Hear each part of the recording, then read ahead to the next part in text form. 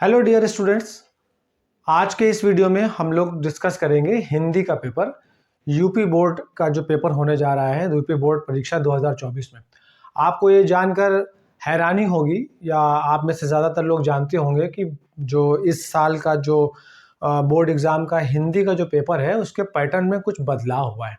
आपके अपने कॉलेज के जो टीचर्स हैं उन्होंने आपको बताया भी होगा इस बारे में। तो वो क्या चेंजेस हुए हैं वो इस वीडियो के लास्ट में हम आपको बताएंगे, इसलिए पूरा वीडियो एंड तक ज़रूर देखिएगा। तो बिना कुछ देर किए शुरू करने जा रहे हैं। हिंदी का पेपर कैसे आता है, थोड़ा सा एक शॉर्ट में थोड़ा संक्षिप्त रूप से आपको पहले पेपर की रूपरेखा बता देते हैं। उसके बाद आप मेरे हाथ में ये बोर्ड परीक्षा का पिछले साल का 2023 का ये पेपर है। पेपर में जो बदलाव हुए हैं उन बदलाव के बारे में आपको जानना बहुत ज़रूरी है, क्योंकि आप जो एग्ज़ाम देने जा रहे हैं उसमें आपको पता होना चाहिए कि कौन सी चीज़ है, कौन से सवाल इसमें ऐड किए गए हैं, किस तरह के क्वेश्चंस इसमें ऐड किए गए हैं, कौन से सवाल इसमें हटाए गए हैं। ठीक है, तो सबसे पहले शुरू करते हैं एक पेपर का पैटर्न, जो लेटेस्ट पैटर्न आया है, जो इस साल पहली बार बोर्ड एग्ज़ाम में होने जा रहा है। पहले पूरा पैटर्न समझ लेते हैं। ये है आपके सामने बोर्ड पे यूपी बोर्ड परीक्षा हिंदी का पेपर। 70 नंबर का पेपर आता है, ये आपको मालूम है। 30 मार्क्स जो है वो आपके अपने स्कूल के टीचर देते हैं। ठीक है, 70 मार्क्स का पेपर आपको यूपी बोर्ड परीक्षा का जो पेपर है वो 70 मार्क्स का होता है। अब इस 70 मार्क्स में पेपर को दो भागों में बांटा जाता है, खंड आ और खंड बा। खंड आ में आप देख सकते हैं यहाँ पे खंड आ 20 नंबर का होगा। ये आपको OMR शीट मिली थी। इससे पहले मैंने इंग्लिश का वीडियो बनाया है, इंग्लिश का पूरा पेपर मैंने एक्सप्लेन किया है। ये वाला वीडियो, ये पूरा वीडियो ज़रूर देखिएगा। इंग्लिश के पेपर की पूरी जानकारी पूरा एक्सप्लेन करके ये समझाया है कि कैसे क्या करना है। अगर आपने नहीं देखा है तो ज़रूर देखिएगा। तो उसमें भी मैंने बताया था, पहला जो खंड आ होगा इसमें 20 सवाल आपको मिलेंगे बहुविकल्पी। ये बहुविकल्पी सवालों के जो आंसर हैं वो OMR शीट पे करने हैं। OMR शीट आपको अलग से मिलेगी एग्जाम हॉल में। वो OMR शीट में आपको सही उत्तर का यानी कि एक प्रश्न दिया होता है, उसके 4 आंसर्स दिए रहते हैं। अब उन 4 आंसर्स में जो सही वाला आंसर होता है उसी का गोला काला किया जाता है। हमने आपको बताया था OMR शीट कैसे भरना है, उसके बारे में एक अलग से वीडियो मैं ज़रूर बनाऊंगा। आपको एग्ज़ाम से पहले पूरी कोशिश मेरी रहेगी ताकि आप समझ सकें OMR शीट को कैसे एग्ज़ाम में भरा जाता है। तो यहाँ पे खंड आ में जो 20 नंबर का होता है, इसमें देखिए क्या क्या चीज़ें आती हैं। सबसे पहला गद्य से, यानी जो गद्य साहित्य का इतिहास है, गद्य के अंदर से इसमें शुक्ल युग और शुक्लोत्तर युग, इस पे आधारित प्रश्न आते हैं। यानी शुक्ल युग के नाटककार के नाम, लेखकों के नाम, और उनकी शुक्लोत्तर युग है, शुक्ल युग है, इनके लेखकों के नाम, उनकी रचनाओं के नाम। ये 5 क्वेश्चंस आते हैं एक नंबर के। ठीक है, दूसरा पद्य। पद्य में, पद्य साहित्य के इतिहास में आप देखेंगे तो 2 आपके कोर्स में रीतिकाल और आधुनिक काल। रीतिकाल और आधुनिक काल, इनके सवाल किस तरह से आते हैं कि रीतिकाल के प्रमुख कवियों के नाम पूछ लिया आपसे, उनकी रचनाएं, उन्होंने कौन कौन सी रचनाएं की हैं, उनके द्वारा रचित जो भी उनकी रचनाएं हैं उनके नाम। तो रीतिकाल और आधुनिक काल पे आधारित ये 5 सवाल ये आते हैं एक नंबर के। ठीक है, तो देखिए 5 5 10 नंबर तो यही हो गए। अब आया रस, छंद और अलंकार। एक सवाल तीनों का आता है, एक सवाल रस का, एक छंद का, एक अलंकार का। ये 3 नंबर ये हो गए। नंबर 4 पे अगर हम जाएं तो ध्यान से आप देखिए, उपसर्ग, समास, तद्भव तत्सम और पर्यायवाची, इनके ही अंदर से 3 प्रश्न बनाकर आपको दिए जाएंगे। एक सवाल उपसर्ग का, एक सवाल समास का, एक सवाल तद्भव तत्सम या पर्यायवाची में से। ये हो गए एक नंबर के 3 सवाल, ये हो गए 3 नंबर। ठीक है, अब आया नंबर 5। नंबर 5 में संस्कृत व्याकरण। संस्कृत के व्याकरण के अंदर सर्वनाम में तद और युष्मद। ठीक है, तद और युष्मत के, इसमें से विभक्ति और वचन पूछे जाते हैं। इसके लिए भी हम आपको डिटेल में आगे बताएंगे, विभक्ति वचन इसको कैसे तैयार किया जाता है। अब आया नंबर 6। नंबर 6 वाक्य का स्वरूप। ये नया ऐड हुआ है। अभी हम आपको क्या चीज़ें नई ऐड हुई हैं अभी पूरा हम आपको बताएंगे। अभी आप इतना समझ लीजिए, वाक्य का स्वरूप जो होता है, इसमें वाक्यों के 3 प्रकार आपको मिलेंगे, साधारण वाक्य, संयुक्त वाक्य और मिश्रित वाक्य। इसकी डिटेल हम लोग आगे देखेंगे। तो वाक्य का स्वरूप का एक सवाल, और वाच्य प्रयोग और परिवर्तन, वाच्य प्रयोग और वाच्य परिवर्तन, एक सवाल इसका आता है। और विकारी और अविकारी शब्दों का एक सवाल इसका होता है, यानी कि सर्वनाम तद्दुश्मत का एक, वाक्य स्वरूप का एक, वाच्य प्रयोग और वाच्य परिवर्तन का एक, और विकारी अविकारी शब्दों का एक। ये एक एक नंबर के ये 4। तो इस तरह से देख रहे हैं 5, 5, 10, 3, 13, 3, 16, 4, 20 नंबर, ये 20 नंबर हो गए। अब इसमें आपको हम बताना चाहेंगे जो नई चीज़ें जोड़ी गई हैं इस साल से, जो आप लाल कलर से ये डबल टिक देख रहे हैं, ये वो चीज़ें हैं जो इस साल पहली बार बोर्ड एग्ज़ाम 2024 में हिंदी के पेपर में आने जा रही है। हम पूरी कोशिश करेंगे कि इन टॉपिक्स को इकट्ठा ले करके, जो कि पहली बार बोर्ड एग्ज़ाम में आने जा रहा है, आपको एक अलग से वीडियो बना के दे सके ताकि आप इनको समझ सकें। तो ये हो गया 20 नंबर का खंड आ। अब आते हैं 50 नंबर के खंड बा में। 50 नंबर में सबसे पहला गद्यांश पे आधारित जो भी प्रश्न आएगा वो 6 नंबर का होगा। इसमें आपके जो पढ़े हुए पाठ हैं उनमें से कोई भी गद्यांश आपको मिलेगा, 2 गद्यांश मिलेंगे, दोनों में से कोई एक करना रहता है। दोनों गद्यांशों में से आपसे 2 नंबर का संदर्भ, 2 नंबर का उसमें से एक रेखांकित कोई भी लाइन अंडरलाइन कर दी जाएगी उस गद्यांश में, उसकी व्याख्या 2 नंबर की, और 2 नंबर का उसी गद्यांश पे आधारित कोई एक और प्रश्न। तो 2 नंबर का संदर्भ, 2 नंबर का रेखांकित वाक्य की व्याख्या, ठीक है, और तीसरा सवाल उसी पे आधारित होगा। 2, 2, 4, 2, 6 नंबर का गद्यांश। इसी प्रकार से 6 नंबर का पद्यांश आता है आपकी किताब से। जितने भी पद्यांश हैं उनमें से कोई सा भी 2 पद्यांश आपको मिलेंगे, और उन पद्यांश में से किसी एक का ही आपको संदर्भ, किसी रेखांकित, उसमें जो रेखांकित होगा जिसके नीचे अंडरलाइन होगी उसकी व्याख्या, और एक उसके आधारित कोई और सवाल। तो ये 6 नंबर का पद्यांश। अब आया तीसरा सवाल, संस्कृत का गद्यांश। इसमें ये जो 5 नंबर का सवाल आता है संस्कृत गद्यांश में, इसमें संदर्भ और अनुवाद, 2 नंबर संदर्भ के होते हैं, 3 नंबर हिंदी में उसका अनुवाद करने के लिए होते हैं। तो ये संस्कृत के गद्यांश में भी और संस्कृत के पद्यांश। संस्कृत के गद्यांश का मतलब है संस्कृत के जो पाठ होते हैं उन पाठ में से कोई भी 2 पाठ सेलेक्ट करके उसमें से कोई एक आपको गद्यांश संस्कृत का मिलेगा, पैराग्राफ मिलेगा, उसमें से आपको संदर्भ सहित उसका हिंदी में अनुवाद करना रहेगा। और संस्कृत पद्यांश में जो संस्कृत के जो श्लोक हैं, जो इस संस्कृत के जो पद्यांश होंगे, उन पद्यांशों में जो श्लोक हैं उसमें भी 2 नंबर का संदर्भ और 3 नंबर का उसका हिंदी में अनुवाद। तो ये हो गए। अब 5वां सवाल आया खंड काव्य का। अब खंड काव्य एक ऐसा प्रश्न होता है जिसमें आपके अपने टीचर्स ने आपको बताया होगा, ये आपके ज़िले पर डिपेंड करता है, आपके ज़िले पर निर्भर करता है, आपके ज़िले के रहने वाले हैं। अभी मैं पेपर, जब आपको पूरा पेपर आपके सामने रख करके आपको स्क्रीन पे पूरा पेपर समझाऊंगा तो उसमें आप क्लियर हो जाएगा कि ये खंड काव्य। तो ये खंड काव्य का सवाल आता है 3 नंबर का, ठीक है। कैसा सवाल आता है, क्या आता है, अभी आपको पूरा पेपर मैं स्क्रीन पे दिखाऊंगा, एक एक चीज़ आपको मैं बताऊंगा। हाँ, एक और ज़रूरी बात है, इससे पहले कि सवाल नंबर 6 पे मैं जाऊं, मैं जानता हूं कि वीडियो देखने के बाद आप लोग भूल जाते हैं, वीडियो को लाइक करना भूल जाते हैं। तो प्लीज़ वीडियो को लाइक कीजिए और शेयर ज़रूर कीजिए वीडियो को, ताकि दूसरों तक ये वीडियो पहुँचे।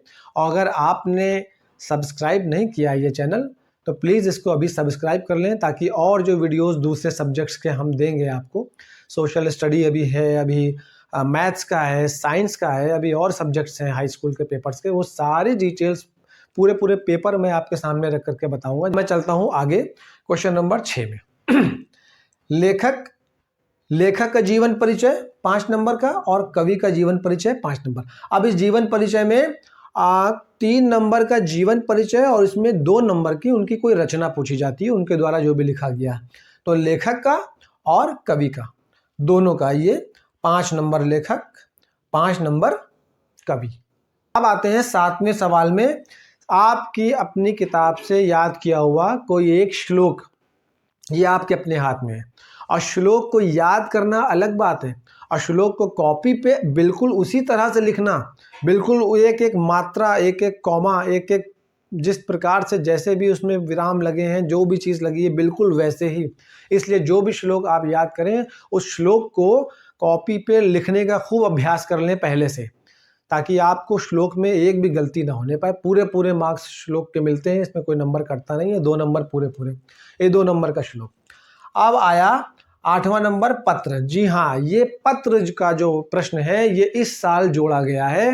अभी तक ये बोर्ड परीक्षा में हिंदी के पेपर में नहीं था, तो ये एक नई चीज़ जोड़ी गई है। एक लेटर लिखने के लिए आएगा, एक हिंदी में एक पत्र लिखने के लिए आपको मिलेगा। ये होगा 4 नंबर का।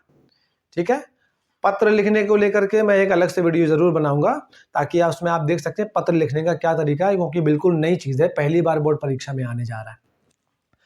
9वां सवाल आपको मिलेगा संस्कृत के प्रश्न उत्तर। ये संस्कृत के प्रश्न उत्तर मिलेंगे 2 नंबर के। अभी तक जो संस्कृत के प्रश्न उत्तर पूछे जाते थे वो 4 नंबर के आते थे, लेकिन अब संस्कृत के प्रश्न उत्तर 2 नंबर के कर दिए गए हैं। अब 10वां सवाल आता है निबंध का। यह निबंध अभी तक 9 नंबर का आता था, अब यह निबंध आपको मिलेगा 7 नंबर का। ठीक है, तो ये हो गया आपके पूरे पेपर की रूपरेखा। अब मैं आपको सामने पूरा पेपर एक्सप्लेन करने जा रहा हूँ। स्क्रीन पर आप अपनी स्क्रीन पर देख लीजिए। आपकी स्क्रीन पर ये है पिछले साल का पेपर। क्योंकि सारी चीज़ें मैं डीपली नहीं जाऊँगा, क्योंकि पैटर्न चेंज हुआ है थोड़ा सा, इसलिए फिर भी मैं कोशिश करूँगा कि आपको पूरा पेपर आप देख लें कि पेपर एक्चुअली कैसे आता है, और जो जो बदलाव हुए हैं, जो चेंजेस हुए हैं, वो भी मैं आपको बताता चलूँगा। तो पेपर में समय 3 घंटे 15 मिनट क्लियर हो चुका होगा अब तक आपको कि जो एग्ज़ाम है वो 3 घंटे 15 मिनट का होता है, और 15 मिनट मिलते हैं आपको एक्स्ट्रा। क्यों 15 मिनट इसलिए मिलते हैं? ताकि आप पूरा पेपर आप अच्छे से पढ़ लें, पढ़ के समझ लें, क्योंकि पेपर जैसे ही बढ़ता है दिल की धड़कनें बढ़ जाती हैं। ये आप लोग से अच्छा कोई नहीं जान सकता होगा एग्ज़ाम हॉल में क्या हालत होती है। तो थोड़ा संभलने के लिए, थोड़ा सा अपने आप को कंट्रोल करने के लिए, या पेपर को अच्छे से पढ़ने के लिए ये 15 मिनट एक्स्ट्रा मिलते हैं। अब आते हैं निर्देश में। पहला निर्देश है सभी प्रश्न अनिवार्य हैं, यानी कि सारे क्वेश्चन करने हैं। इस प्रश्न पत्र के 2 खंड हैं, खंड आ और खंड बा। अभी मैंने आपको बताया भी खंड आ और खंड बा। खंड आ में 1 अंक के 20 बहुविकल्पी प्रश्न हैं, जिनके उत्तर OMR पत्रक उत्तर पत्रक पर चिन्ह यानी OMR शीट पर आपको करने हैं ये 20 सवाल। और चौथा पॉइंट है खंड आ के प्रत्येक प्रश्न का निर्देश पढ़कर केवल प्रदत्त OMR उत्तर पत्रक पर ही उत्तर चिन्हित करें। OMR उत्तर पत्रक पर उत्तर देने के पश्चात उसे नहीं काटें। इरेजर अथवा वाइटनर का प्रयोग न करें। ये मैंने इससे पहले वाले वीडियो में भी बताया था। OMR शीट में इरेजर या वाइटनर या कुछ कटिंग बिल्कुल अगर आपने कर दिया तो आपको फिर उसमें वो जचेगा ही नहीं, वो चेक ही नहीं होगा, उसके मार्क्स ही नहीं मिलेंगे। इसलिए बिल्कुल ये सब चीज़ें, ना वाइटनर ना इरेजर, कुछ नहीं करना है आपको। OMR शीट में गोला काला करने के अलावा आपको उसमें कुछ और एक्टिविटी नहीं करनी है। अब 5वां पॉइंट है कि हर प्रश्न के अंक उसके सामने दे दिए गए हैं। छठा, खंड बा में 50 अंक के वर्णनात्मक प्रश्न है, यानी कि ये लिखने वाला जो आपको कॉपी में लिखना है 50 नंबर का, ये खंड बा। और 7वां है खंड बा में सभी प्रश्नों के उत्तर एक ही साथ दें। ये आपको निर्देश दे दिए जाते हैं। और सबसे अंतिम पॉइंट है प्रथम प्रश्न से आरंभ कीजिए और अंतिम प्रश्न तक करते जाइए। जो प्रश्न ना आता हो उस पर समय नष्ट ना कीजिए, यानी कि जो सवाल आपको नहीं आ रहा है बिल्कुल क्लियर चीज़ है, समझ जाइए। ये तो आप खुद आप ये चीज़ समझ सकते हैं कि जो सवाल नहीं आ रहा है उसे हम बिल्कुल लास्ट के लिए छोड़ते हैं। इसलिए जो सवाल नहीं आ रहा है उस पर वक्त बर्बाद नहीं करना है।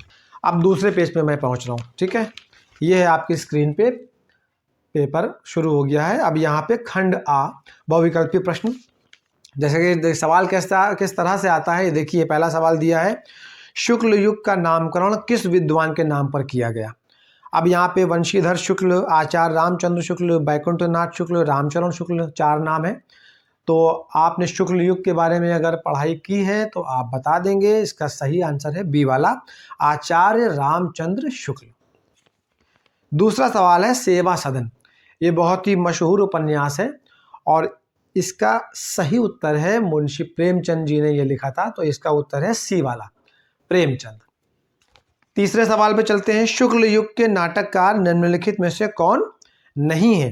तो देखिए सवाल घुमा दिया जाता है, कभी कभी बच्चे कंफ्यूज हो जाते हैं कि सवाल क्या आया है और करना क्या है। तो इन्होंने यहाँ पूछ लिया है कि शुक्ल युग के नाटककार निम्नलिखित में से कौन नहीं है। तो इसमें जयशंकर प्रसाद, डॉक्टर राम कुमार वर्मा, हरिकृष्ण प्रेमी।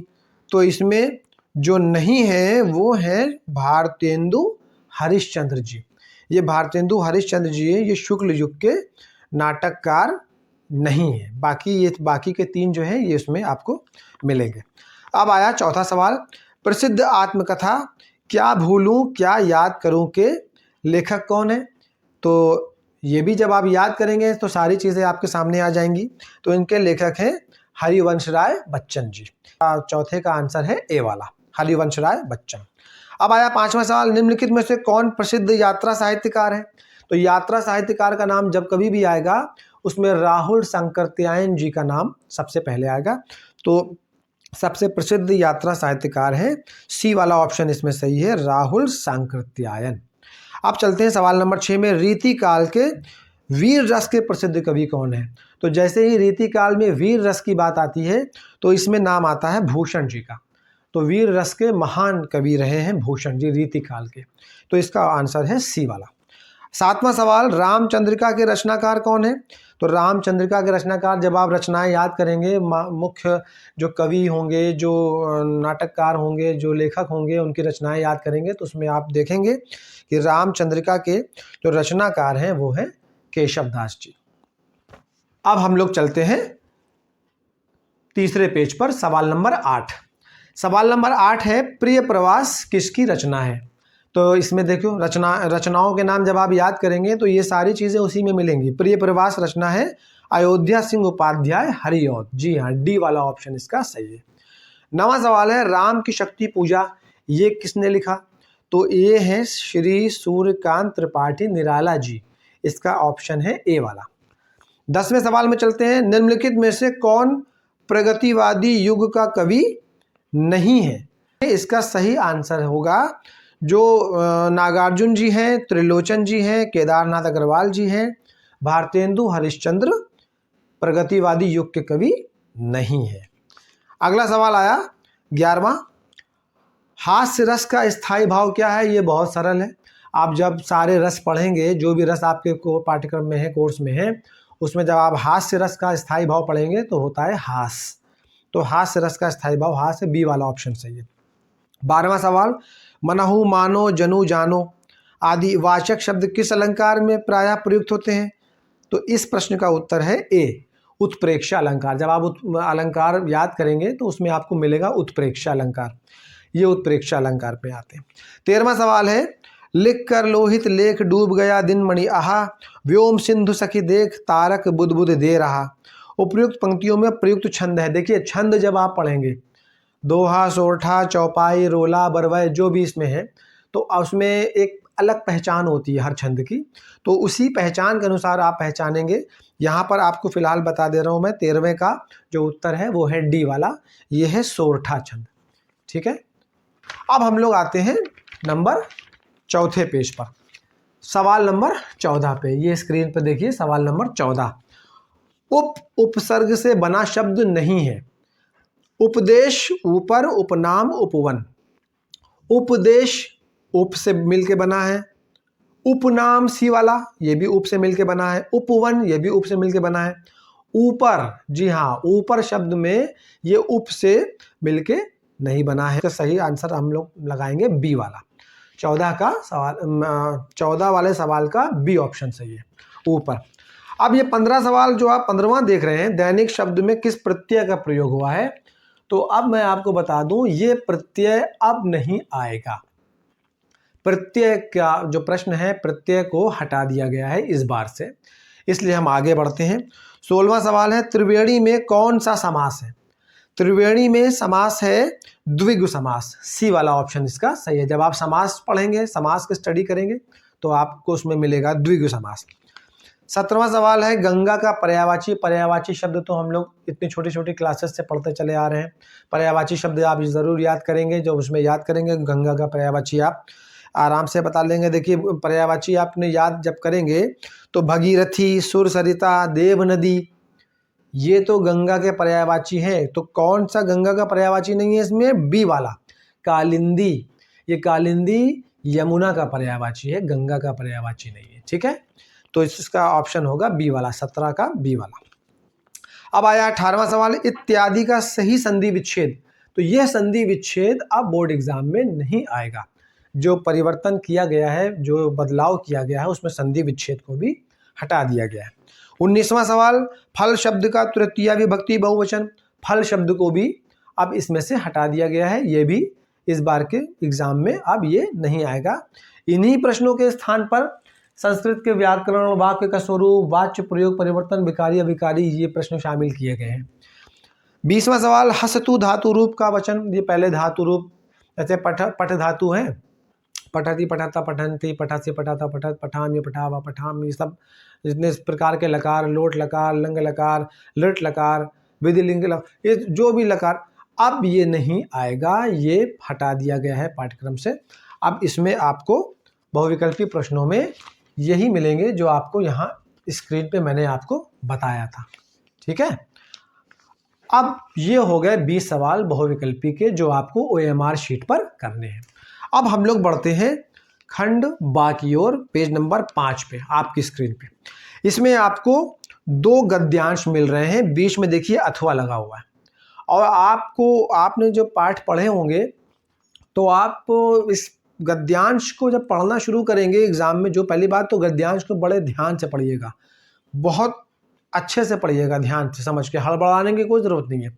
उसमें से जो आपको इजी लगे उसको आप सेलेक्ट कीजिए और फौरन दिमाग पर जोर डालिए कि ये किस पाठ से आया है। तो पहला ही वाला आप देख लीजिए, विश्वास पात्र मित्र से बड़ी रक्षा।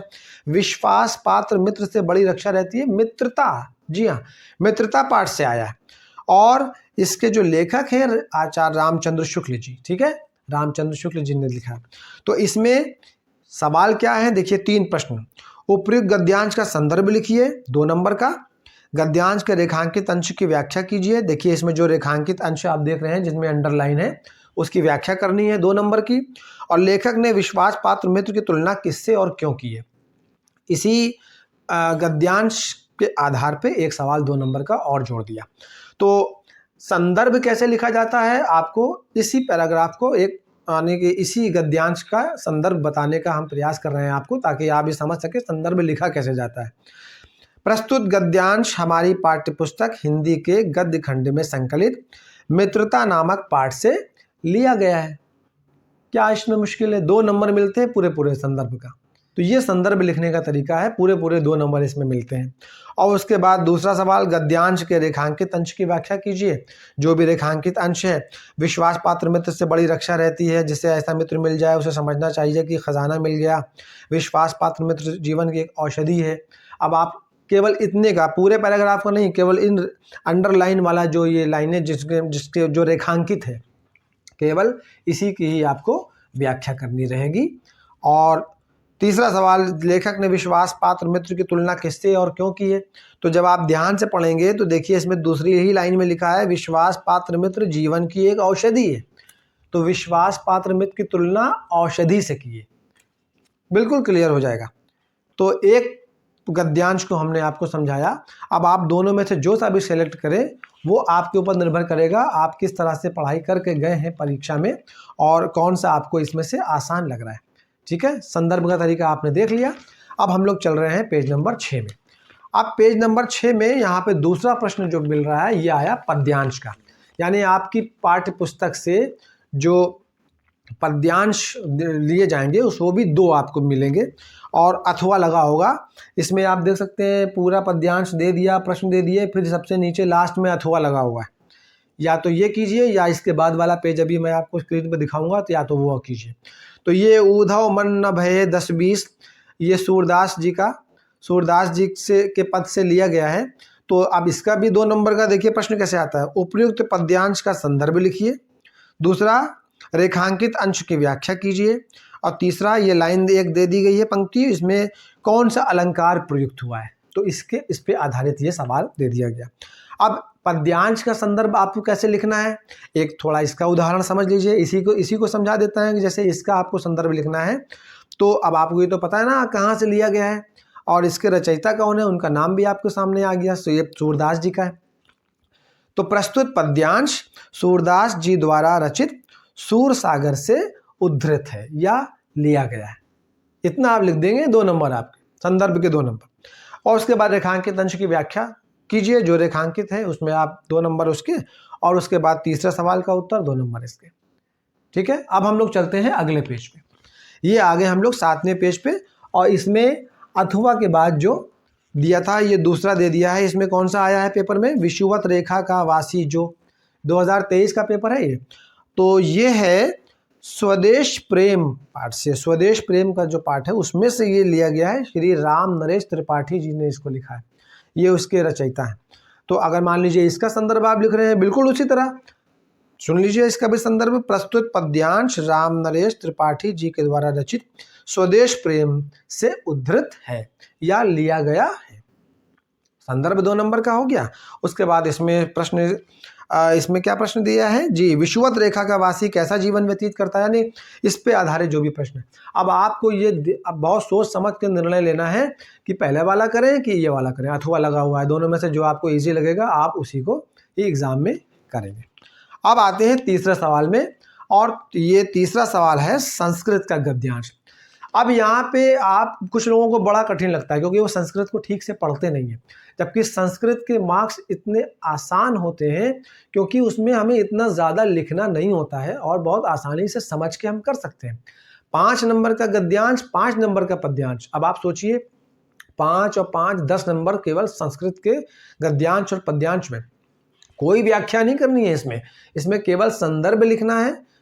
ठीक है, 2 नंबर का, हाँ 2 नंबर का संदर्भ और 3 नंबर का उसका हिंदी का अनुवाद करना है।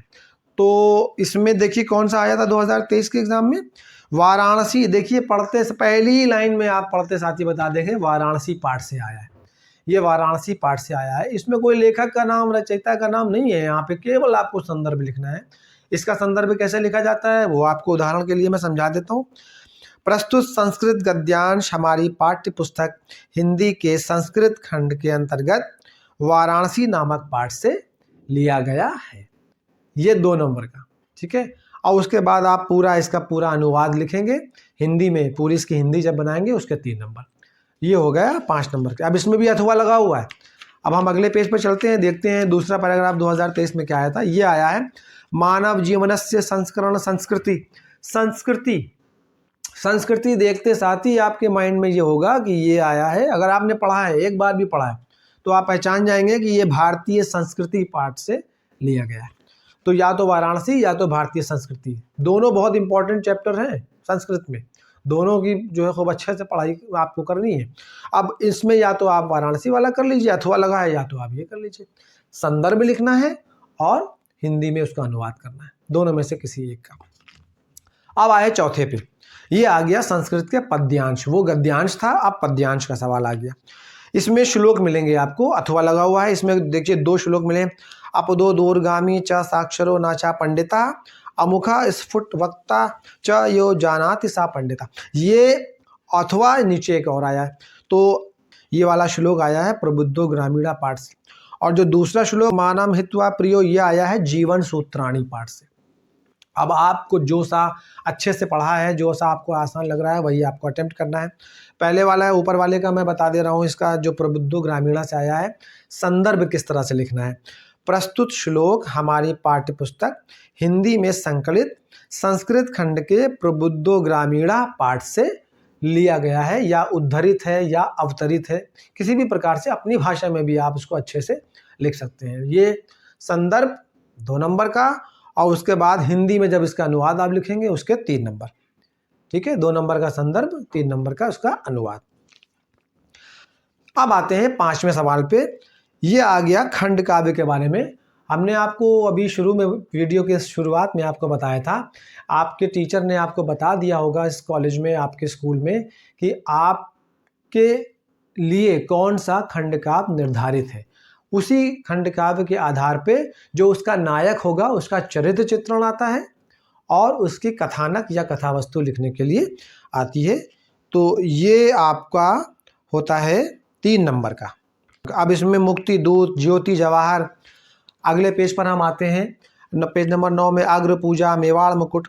अब इसमें इतने सारे दिए हुए हैं, जो आपके ज़िले के अनुसार जो आपका खंड काव्य है, आपको केवल उसी प्रश्न को ही अटेम्प्ट करना है। अब आ गए हम पेज नंबर 10 में। ये आपकी स्क्रीन पे पेज नंबर 10 पे देखिए। अब ये यहाँ पे आ गया आपका याद करने वाला, तैयार करने वाला जो भाग है। इसमें लेखक और कवि, 5 नंबर के लेखक, 5 नंबर का कवि, यानी कि लेखक की जीवनी और उनकी रचना का नाम 5 नंबर, और कवि की जीवनी और उनकी रचना का नाम वो भी 5 नंबर। जीवन परिचय जब आप लिखेंगे उसके 3 नंबर मिलेंगे, और उसकी जो रचना पूछी जाएगी, इन्होंने कौन सी पुस्तक लिखी थी या इनके किसी एक रचना का नाम लिखी, उसके 2 नंबर मिलेंगे।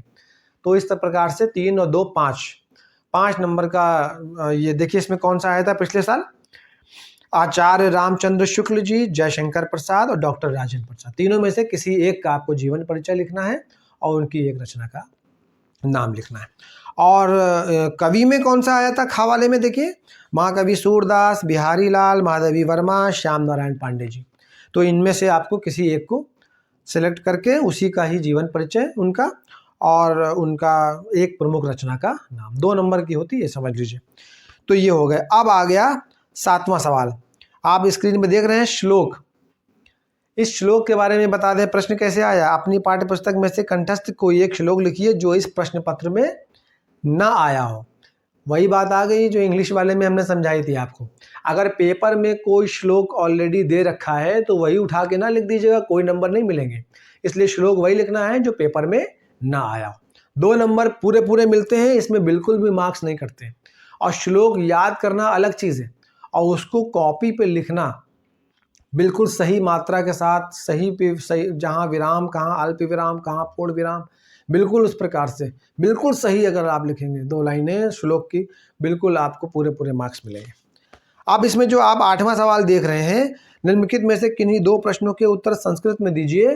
तो ये 2 प्रश्नों के जो उत्तर पूछते हैं 2-2 नंबर के, 4 नंबर का ये आता था, अब ये 4 नंबर का नहीं है। अब ये संस्कृत के प्रश्न उत्तर आएंगे केवल 2 नंबर के।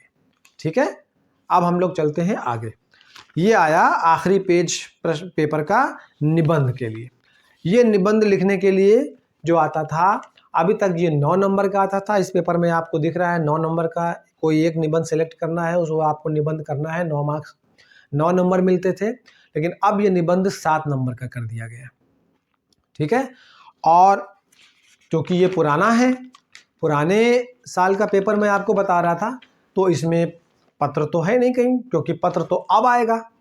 तो एक सवाल आपको 4 नंबर का पत्र लिखने के लिए मिलेगा। पत्र के लिए हम एक अलग वीडियो बना देंगे, उसके लिए आपको परेशान होने की ज़रूरत नहीं है। अब ये था पिछले साल का 2023 का हिंदी का पेपर।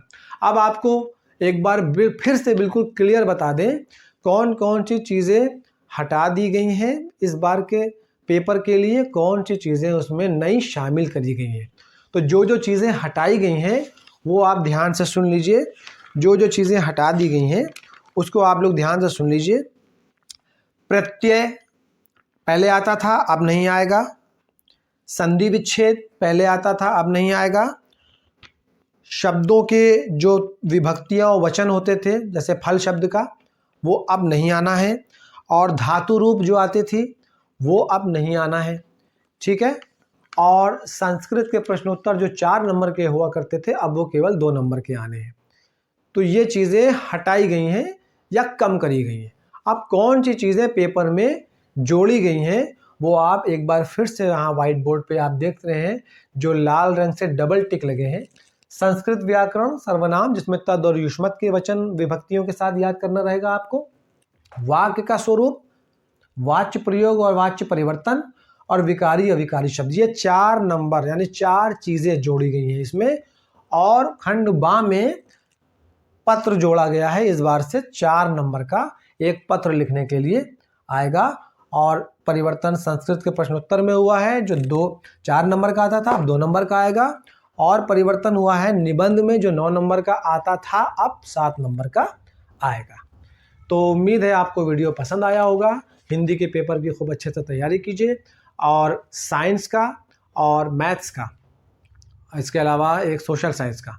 तो अभी और वीडियोस आपके लिए लाने हैं। अब आपको इसी तरह से, जैसे मैं इंग्लिश का वीडियो दे चुका हूं आपको, ये हिंदी का वीडियो मैंने आज आपको दिया। अब आपको बहुत ही जल्द साइंस का, मैथ्स का और भी जो विषय बच रहे हैं उनके भी आपको इस प्रकार से वीडियो मैं लेकर के आऊँगा। आज की वीडियो में इतना ही। वीडियो पसंद आया हो तो लाइक ज़रूर कीजिए और शेयर कर दीजिए इसको, और सब्सक्राइब अगर ना किया हो तो प्लीज़ चैनल को सब्सक्राइब कीजिए। मिलते हैं आपसे अगले वीडियो में, तब तक के लिए गुड बाय।